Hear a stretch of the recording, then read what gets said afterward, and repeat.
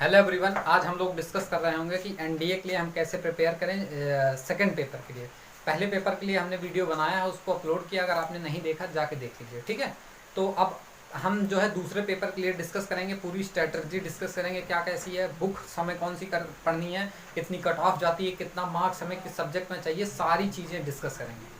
और तो वीडियो शुरू करने से पहले एक चीज़ ये कि आप लोग अगर वीडियो देखना चाह रहे हैं तो उससे पहले आप एक कापी और पेन ले लीजिए, ठीक है। क्योंकि अगर आप नोट नहीं करेंगे तो फिर देखेंगे, देखने के बाद आप भूल जाएंगे, फिर कोई प्रॉफिट आपका नहीं होगा और ना मेरे कुछ बताने के यहाँ प्रॉफिट होगा आपका। तो बेहतर यही है कि आप एक पेन ले लें और एक जो है बुक ले एक नोटबुक ले लें, जिससे आप उस चीज़ को नोट कर सके जो मैं बताता चलूँ, ठीक है।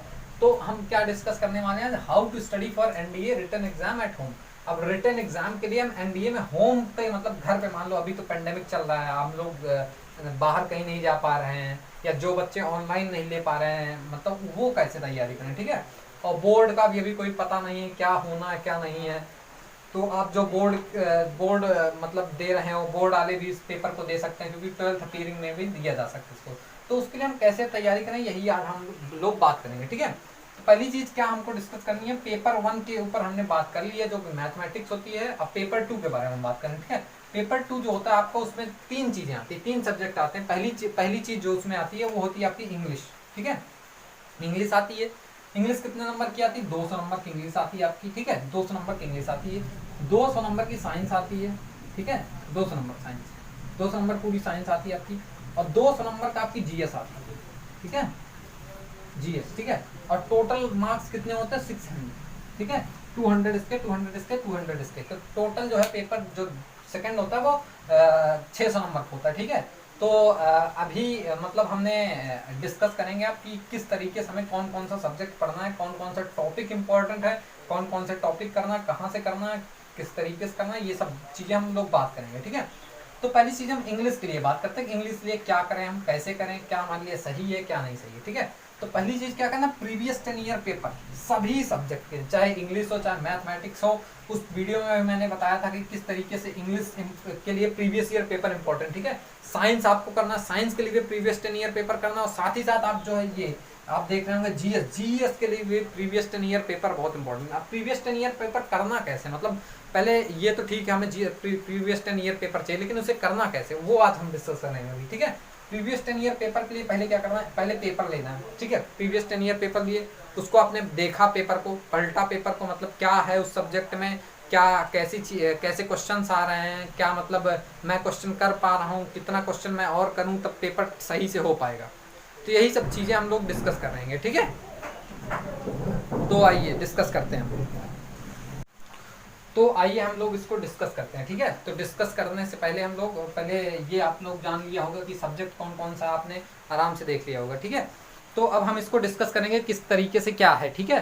तो इंग्लिश की अगर हम बात करें तो इंग्लिश में आता क्या है, इंग्लिश में क्या आता है आपका, सिनोनिम्स आते हैं। पहले सिनोनिम्स मतलब सिमिलर मीनिंग, जैसे आपको एक वर्ड दे दिया रहेगा या वो सेंटेंस में दिया रहेगा, एक पूरा सेंटेंस दिया रहेगा, एक उसमें वर्ड अंडरलाइन होगा, उसकी आपको मीनिंग बतानी होगी, मतलब 4 ऑप्शन दिए रहेंगे उसमें से करना होगा। इसी तरीके से आपको एंटोनिम करना होगा। ईडियम फ्रेजेस होगा, एक ईडियम फ्रेज दिया होगा, उसकी मीनिंग आपको लिखनी होगी, सिमिलर वर्ड, ठीक है। स्पॉटिंग द एरर आता है, रीअरेंजिंग आती है, एक पैसेज आता है, एक सेंटेंस इम्प्रूवमेंट, मोस्टली यही होता है। कभी कभी फिल इन द ब्लैंक्स के फॉर्म में दे दिया जाता है, या मतलब मोस्टली जो है अगर आपने इतना कर लिया तो बहुत इंपॉर्टेंट। अब सिनोनिम एंटोनिम्स कहाँ से करें, ठीक है। देखिए अब सिनोनिम एंटोनिम्स क्या करना है, पहली चीज क्या करना है, प्रीवियस 10 ईयर पेपर, ठीक है। अब प्रीवियस 10 ईयर पेपर का सिनोनिम्स एंटोनिम्स कैसे करना है, क्या करना है, 2020 से 2020 तक पेपर हो चुका है, 2021 का भी जो है पेपर 1 जो है हो चुका है, ठीक है। जो पार्ट 1 होता है उसको 2 पार्ट में कंडक्ट होता है, एक जो है अप्रैल में होता है आपका, दूसरा जो होता है आपका सितंबर में होता है। तो जो अप्रैल वाला था वो हो चुका है, ठीक है। तो जो क्या करना है आपको, पहले पेपर लेना, ठीक है। प्रीवियस 10 ईयर पेपर आपने ले लिया। अब इंग्लिश के लिए कैसे करना, सिनोनिम एंटोनिम्स, दो चीज अभी इंपॉर्टेंट हम बात करेंगे, ठीक है। सिनोनिम एंटोनिम्स कैसे करना, सिनोनिम एंटोनिम्स दोनों के लिए आपको प्रीवियस 10 ईयर पेपर 2020 से लेके 2016 तक या 15 तक एकदम जितने भी इडियम फ्रेज सिनोनिम एंटोनिम्स हैं उसको आपको एकदम रट लेना है। रट लेना मतलब आप देख रहे हो उसको, तुरंत आपको आप ऑप्शन देखो उस पर, तुरंत आपको आंसर आ जाना चाहिए, हाँ ये हो गया, ठीक है। सिनोनिम एंटोनिम्स रट लेना, क्योंकि ये होता है कई बार वही वर्ड वही रिपीट हो जाता है, ठीक है।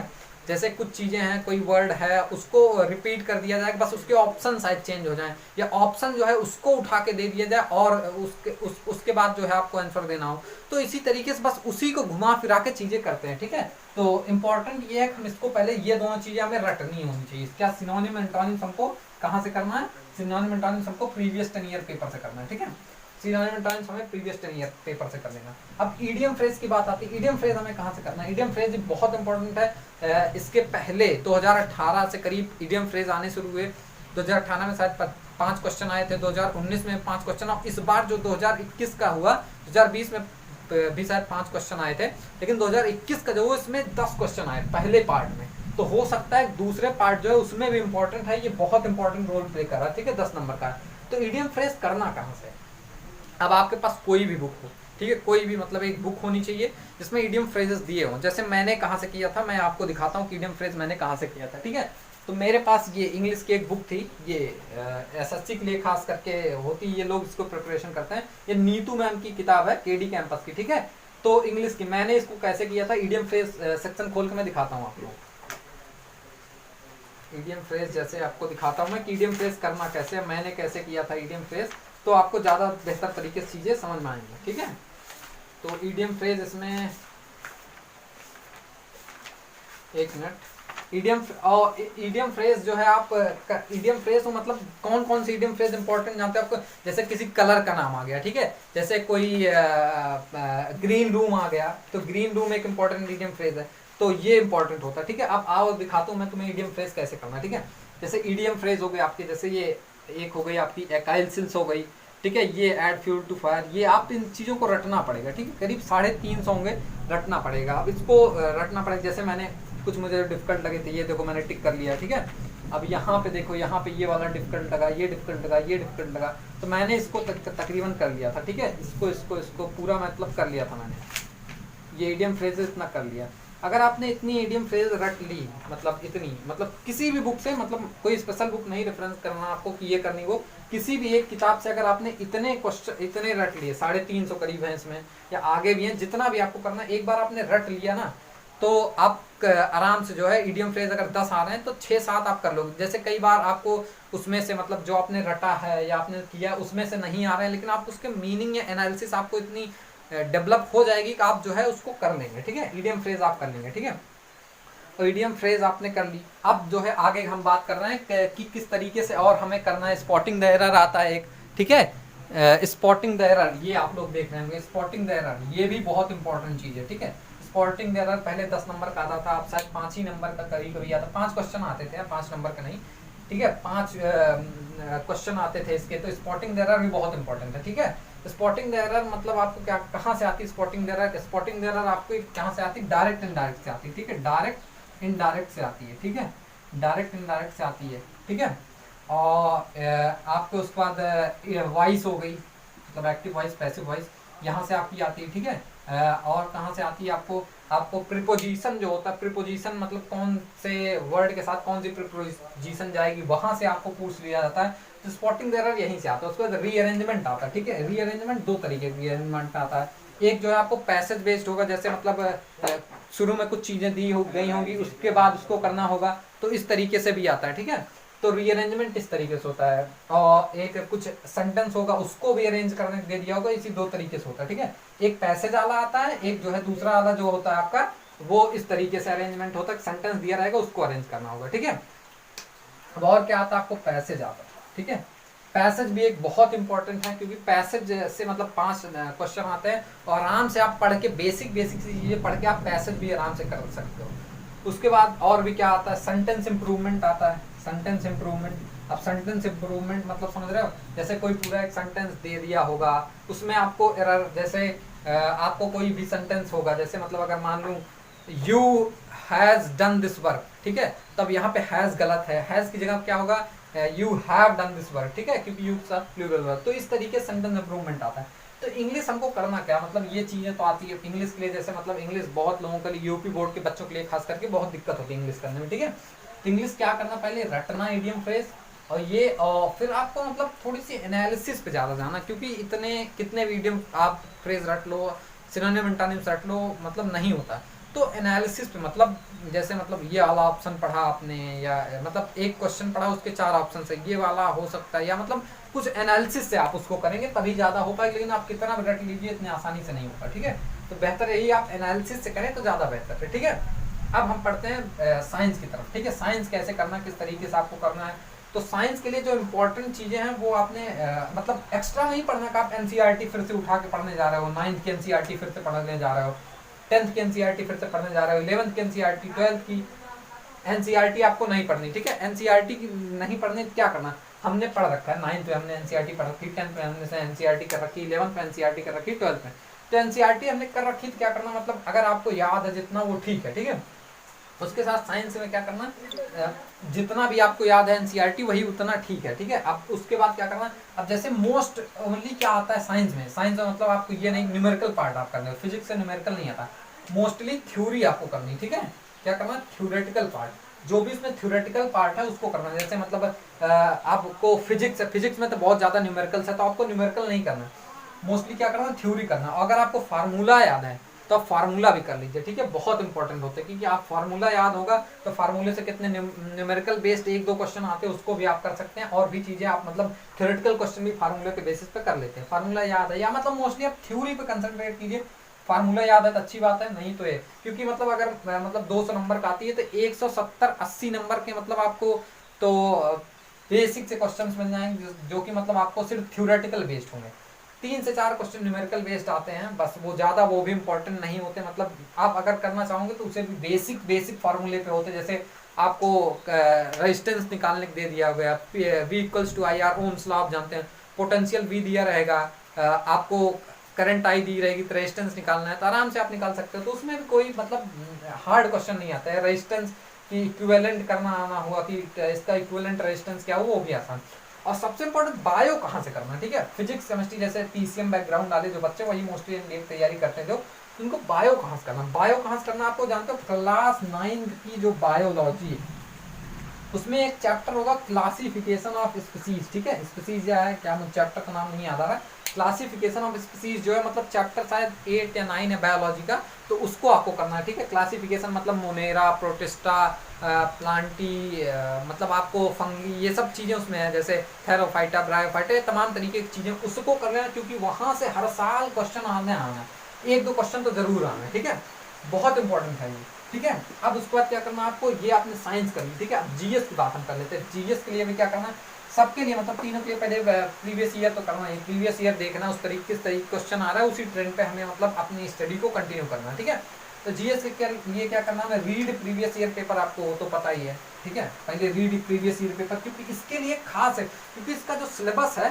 वो पूरा यूपीएससी मतलब आईएएस का सिलेबस जितना है उतने करीब है। ठीक है, तो इतना आसान नहीं कि आप पूरा सिलेबस पढ़ेंगे, नहीं हो पाएगा। ठीक है, तो क्या करना है, रीड प्रीवियस ईयर पेपर और इम्पोर्टेंट टॉपिक जो भाई साहब छांट लीजिए उसको, क्योंकि इंपॉर्टेंट टॉपिक्स आपको पता होंगे तो आपको पता होगा कि आपको पढ़ना क्या है। ठीक है, फाइंड इंपॉर्टेंट टॉपिक्स जितने भी हैं, यही सब कुछ समझ लीजिए। जीएस के लिए बहुत इंपॉर्टेंट है कि आपको क्या इंपॉर्टेंट टॉपिक छांटना है। जैसे मतलब आपको मैं कुछ चीजें बता देता हूँ कि मतलब करना क्या है, क्योंकि अगर आप इतना भी कर लोगे तो काम भर काफी चीजें हो जाएंगी। ठीक है, जैसे इंपॉर्टेंट टॉपिक क्या है, अब हिस्ट्री है, आप हिस्ट्री पूरा उठा के पढ़ेंगे, आपकी ancient history, medieval history, modern Aryans किस तरीके से आए, फिर मुगल किस तरीके, मतलब बहुत बड़ी, इतनी आसानी से नहीं हो पाए क्योंकि आपके पास टाइम नहीं होता। मुश्किल से 3-4 महीने मिलते हैं आपको जो है 12th का एग्जाम देने के बाद, और मतलब तो टाइम नहीं रहता। मॉडर्न हिस्ट्री बहुत इंपॉर्टेंट है। क्या मॉडर्न हिस्ट्री मतलब जहाँ से अंग्रेज आए करीब, वहाँ से आप अगर पढ़ लेते हैं फिर भी आपका हो जाए, क्योंकि अगर आपके 8 से 9 क्वेश्चन आ रहे हैं तो 5 से 6 क्वेश्चन आपके मॉडर्न हिस्ट्री से आ जाते हैं। ठीक है, मॉडर्न हिस्ट्री बहुत इंपॉर्टेंट है। मॉडर्न हिस्ट्री आपने कर ली तो आपके मतलब काम भर की चीजें हो जाएंगी। अब पॉलिटी में क्या करना है, ठीक है, पॉलिटी में आप पूरा या तो कॉन्स्टिट्यूशन उठा के पढ़े तो वो भी इतना आसान काम नहीं। तो पॉलिटी में आपको क्या करना, आर्टिकल्स पढ़ लेना। आर्टिकल्स मतलब आर्टिकल जैसे 17 अनटचेबिलिटी के लिए है, और आपके आर्टिकल जो है मनी बिल के लिए 110 है, और आपको जो है इमरजेंसी के लिए तीनों आर्टिकल्स पढ़ लेना। इमरजेंसी आर्टिकल तो बहुत इंपॉर्टेंट, 352, 356 आपके और 360 जो आर्टिकल तीनों है ये बहुत इंपॉर्टेंट, ठीक है।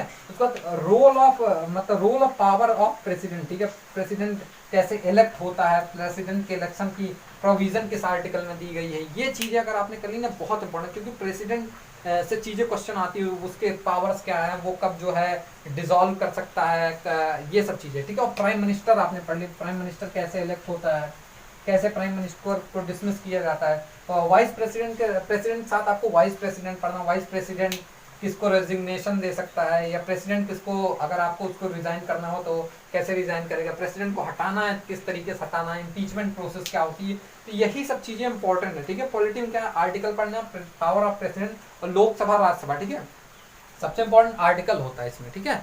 आर्टिकल भी आप ये नहीं कि आप पूरा आर्टिकल बैठ के रट रहे हैं, कुछ इंपॉर्टेंट आर्टिकल है, यूट्यूब पे आपको चीजें मिल जाएंगी इससे रिलेटेड कि आप आर्टिकल भी यहाँ से कर सकते हो, ठीक है। तो ये हो गई। अब देखो, अब ये कर लिया आपने, अब पॉलिटी कर ली, जियोग्राफी अब कैसे करना है। जियोग्राफी मतलब जियोग्राफी भी बहुत ही इम्पोर्टेंट हो जाता है, क्योंकि इससे भी करीब 8 से 9 क्वेश्चन आ जाते हैं, कभी कभी कभी 5-6 आते हैं, मतलब वेरिएशन रहता है, लेकिन इंपॉर्टेंट बहुत है। जियोग्राफी में क्या करना है आपको, नेशनल पार्क्स करने, ठीक है। नेशनल पार्क्स बहुत इंपॉर्टेंट है, क्योंकि यहाँ से 1-2 क्वेश्चन आना है। बायोस्फीयर रिजर्व इंपॉर्टेंट है। मिनरल्स कौन से कहाँ पाए जाते हैं, जैसे मतलब बहुत सारे मिनरल्स है आपके, मेटालिक मिनरल्स हो गए, नॉन मेटालिक मिनरल्स हो गए, ये सब आते हैं, ठीक है। माउंटेन्स की रेंजेस से आता है, ये भी इंपॉर्टेंट है। और इन सबसे ज्यादा इंपॉर्टेंट जानते हो क्या, रॉक्स है। कौन सी चीज है, रॉक्स, ठीक है। कौन सी रॉक कहाँ पाई जाती है, तीनों रॉक के बारे में, सेडिमेंट्री रॉक, इग्नियस रॉक और साथ साथ मेटामॉर्फिक रॉक, इन तीनों के बारे में पढ़ लेना। मैग्मा क्या होता है, लार्वा, ये बहुत इंपॉर्टेंट जियोग्राफी। रॉक से हर बार क्वेश्चन, जैसे इस बार भी रॉक से क्वेश्चन आया था क्या, कि रॉक्स मतलब क्या होता है किस तरीके से, तो इस बार भी रॉक से क्वेश्चन आया था, ठीक है। अब ये हो गए। अब हम कैसे करें, मतलब इकोनॉमिक्स हम किस तरीके से करें, ठीक है। इकोनॉमिक्स तो हिस्ट्री हो गई आपने, पॉलिटी देख लिया आपने, जियोग्राफी देख लिया, अब इकोनॉमिक्स कैसे। इकोनॉमिक्स में क्या हो, आपको 5 ईयर प्लान, 5 ईयर प्लान में क्या पढ़ना है। 5 ईयर प्लान ये तो नहीं है कि आप पूरे चीजें उठा के पढ़ोगे क्या हुआ क्या हुआ, तो 5 ईयर प्लान का फोकस क्या था वो पढ़ना है, ठीक है। जैसे इंदिरा गांधी जी के टाइम पे था कि रिमूव पॉवर्टी थी, ठीक है। उसके बाद राजीव गांधी जी के टाइम पे मतलब ये कि ह्यूमन कैपिटल को कैसे बूस्ट किया जाए, फिर आप पर कैपिटा इनकम कैसे डबल किया जाए, तो जो मेन फोकस था वो, और कितने मतलब डिसकंटिन्यूअस प्लान हुए वो भी इंपॉर्टेंट हो जाते हैं। और साथ ही साथ क्या करना है इकोनॉमिक्स के, नीति आयोग की जो भी नई नई चीजें नीति आयोग के लिए आती रहती, नीति आयोग के मतलब जैसे नीति आयोग ने कोई स्टेप्स लिया, कोई डिसीजन लिया, तो वो आपके लिए बहुत इंपॉर्टेंट हो जाता है, ठीक है। तो नीति आयोग के बारे में भी आपको जानना बहुत इंपॉर्टेंट हो जाता है इकोनॉमिक्स के प्रोस्पेक्टिव से, ठीक है। तो हिस्ट्री, पॉलिटी, जियोग्राफी, इकोनॉमिक्स। अब जो है एक चीज और जो बचती है वो आज मैं बता रहा हूँ आप लोग को, वो बहुत इंपॉर्टेंट होती है, क्योंकि 8 से 10 क्वेश्चन आ जाते हैं उससे, और वो बहुत इंपॉर्टेंट होती है। क्या करना है उसको मैं बताता हूँ, ठीक है। तो वो चीज बहुत इंपॉर्टेंट है, और उसको हम लोग देखेंगे कि क्या है वो किस तरीके से, तो वो हम बात कर रहे हैं अभी। और क्योंकि उससे हम मतलब 5-6 क्वेश्चन हमेशा आ जाते हैं, या कभी कभी 9-10 भी आ जाते हैं, तो इंपॉर्टेंट चीज है वो बहुत, वो है आपकी करंट अफेयर, ठीक है। करंट अफेयर क्या, करंट अफेयर क्या करना, किस तरीके से करना, सब चीजें बात करेंगे, ठीक है। करंट अफेयर क्या से करना है, क्या करंट अफेयर, करंट अफेयर के ऊपर हम लोग बात करेंगे, ठीक है। करंट अफेयर क्योंकि 8 से 9 क्वेश्चन आ जाते हैं भाई साहब, या कभी कभी 10 क्वेश्चन भी आ जाते हैं, ठीक है। 8 से 9 क्वेश्चन आ जाते हैं, तो करंट अफेयर क्या करेंगे आप, यूट्यूब पे बहुत सारे लोग पढ़ा रखे हैं, ठीक है। यूट्यूब पे मतलब शायद लास्ट डे सीरीज होती है, मतलब कुछ 1-2 दिन पहले होता है, या और भी बहुत तरीके की चीजें होती हैं जिसको आप कर सकते हैं यहाँ से, मतलब करंट अफेयर 8 मतलब वहां से यूट्यूब से कर सकते हैं। कहाँ से, यूट्यूब से आपको इसको करना है, क्योंकि यूट्यूब पे बहुत लोगों ने पढ़ा रखा है कंटेंट, तो मतलब आप अवेल कर सकते हैं वहां से, और ठीक है। और आपको कोई कॉस्ट भी नहीं पड़ेगी, मतलब मैं जितना बता रहा हूँ ये नहीं कि आपको कहीं पे जाके चीजें कुछ खरीदनी, कुछ भी कहीं नहीं खरीदनी, बिना खरीदे आप प्रिपरेशन कर सकते हैं, क्योंकि आराम से आपका निकल जाएगा, ठीक है। कोई दिक्कत वाली बात नहीं। अब इसके बाद जैसे आपने कर लिया, अब इसके बाद जैसे सब कुछ हो गया, अब क्या करना, मॉक टेस्ट, क्या देना आपको, मॉक टेस्ट देना।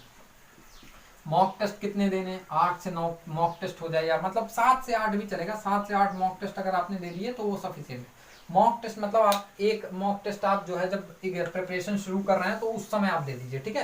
क्योंकि तब आपको पता लग जाएगा कि आपको कितनी चीजें आती हैं, किस तरीके से आपको तैयारी करनी है। उस बाद बीच में देते रहिए मॉक टेस्ट, फिर उसके बाद देते रहिए। तो मॉक टेस्ट बीच बीच में देते रहना बहुत इंपॉर्टेंट, क्योंकि उससे आपको आपकी तैयारी के बारे में पता चलेगा। तो मॉक टेस्ट दे लिया आपने, तो ये सब चीजें हो गई।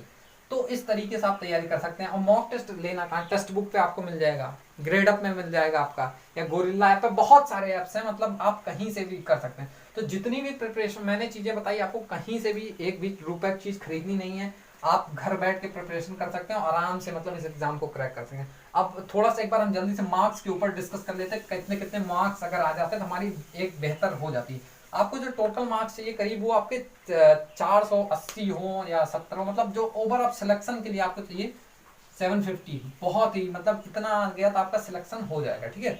तो आप मतलब पहले पेपर 1 के लिए अगर हम बात करते हैं, ठीक है, पेपर 1 के लिए, पेपर 1 में आपने अगर आपकी मैथ्स ठीक ठाक है तो मैंने बता रखा उसको किस तरीके से करना। आप 150 नंबर पूरी कोशिश करिए कि 150 या 150 160, ठीक है, यहाँ तक आपने कर ली तो वो एक डिसेंट स्कोर है, ठीक है।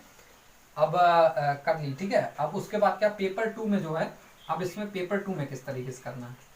पेपर 2 में आपका जो होता है, इसमें आपकी 200 नंबर की इंग्लिश आती है, ठीक है, इंग्लिश 200 नंबर की आपकी साइंस आती है, ठीक है, 200 नंबर की आपकी जीएस आती है, ठीक है। तो आप इंग्लिश में क्या करना, इंग्लिश में आप 125 या 130 का अप्रॉक्स अगर आप कोशिश करेंगे तो हो जाएगा, मतलब थोड़ी मेहनत लगेगी क्योंकि इंग्लिश स्कोरिंग है, अगर आप मतलब एफर्ट मारेंगे तो आप हो जाएंगे। साइंस में भी आप कोशिश करिए 120 130 की आप कोशिश करिए, अगर आपके मॉक टेस्ट में भी इतने नंबर आ रहे हैं तो दैट इज सफिशिएंट, मतलब बहुत ही अच्छा है, ठीक है। अब मॉक टेस्ट हो गया, आप और आपको क्या करना है, जीएस में आप सोचिए कि 100 नंबर के तकरीबन आप, या 100 नंबर के आप करीब जो है हो जाए, क्योंकि अगर इतना हो जाता है तो फिर आप एक डिसेंट स्कोर में हो जाते हैं, ठीक है। और अगर आपने मतलब रिटन एग्जाम जो है आपका पूरा, इसमें अगर आपने कितने हो गए, अगर 150 आपने यहाँ कर लिए, ठीक है, 150 हो गए तो आपको ये आपको 480 नंबर करीब हो गए, ठीक है। अब 480 नंबर एक ठीक ठाक स्कोर है, क्योंकि आपको कितना चाहिए, 750 नंबर चाहिए, तो करीब 500 नंबर का आप यहाँ से रिटन एग्जाम से पहुंच जा रहे हैं। 250 नंबर आपको या 260-70 नंबर एसएसबी में चाहिए, तो आप एसएसबी में आसानी से इतने नंबर गेन कर सकते हैं कि आप 250 नंबर चाहिए तो एसएसबी में आप जो है कर सकते हैं, 250 या 200 300 नंबर तक आप एसएसबी में गेन कर सकते हैं, क्योंकि आपको एसएसबी में अगर 300 नंबर चाहिए तो आप आराम से कर सकते हैं, तो कोई दिक्कत नहीं है, आप इस तरीके से करेंगे। और मतलब अगर आपने मतलब थोड़ी डेडिकेटेड रह के पढ़ना, मतलब टाइम बर्बाद नहीं करना, 8 से 9 घंटे डेली पढ़ते रहना है, तो आप आसानी से इस पेपर को क्रैक कर लेंगे। और आई होप कि आप लोग वीडियो को एंजॉय किया होगा और आप लोगों को वीडियो पसंद आया होगा, पूरी इस तरीके से पढ़ाई मैंने आपको समझ में आई होगी। और आपको अगर वीडियो पसंद आया हो तो आप बताइएगा। अगर आपको मतलब कोई पर्टिकुलर सिलेबस इंग्लिश में कौन कौन से चैप्टर चाहिए वो चीज़ें पढ़ने का आप बताइएगा, हम उस पर वीडियो बनाएंगे। तो thank you for the watching.